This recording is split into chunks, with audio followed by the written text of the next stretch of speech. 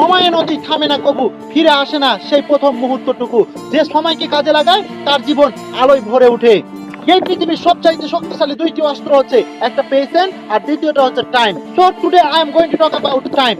টাইমের সিম্পল অর্থ হচ্ছে সময়, এবং টাইম হচ্ছে পৃথিবীর সবচাইতে দামি, কিন্তু আমরা সবচাইতে এটাকেই বেশি নষ্ট করি। গ্রামে একটা প্রচলিত কথা আছে, সময় গেলে এর সাধন হয় না। অর্থাৎ যে সময় চলে যায় সে সময় আর ফিরে পাওয়া যায় না।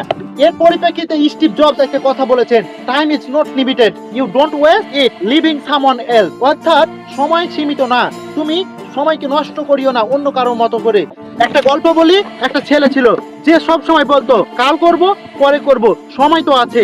একদিন হঠাৎ করে তার বাবা অসুস্থ হয়ে পড়ে এবং তার বাবাকে নিয়ে সে ডাক্তারের কাছে যায়। সে সময় সে বুঝতে পারে, সে সময় তার বাবার অসুস্থ দেখে, ডাক্তারের অ্যাক্টিভিটি দেখে সে বুঝতে পারে life does not wait, time doesn't stop. এবং সে রাতে নিজের সাথে নিজেই কথা বলতে লাগলো এবং বলতে লাগলো নো টুমরো, অনলি টুডে। এবং সে সময় বলল, সময় আমাকে বদলায়নি, আমি সময়কে কাজে লাগিয়েছি। একটা বিখ্যাত প্রবাদ আছে, lost time not found again. অর্থাৎ চলে যাওয়ার সময় তুমি আর কখনো ফিরে পাবে না। এই সময় তোমাকে ভাঙতে পারে, আবার গড়তেও পারে। তাই সময়কে তুমি প্রপারলি ইউটিলাইজ করো।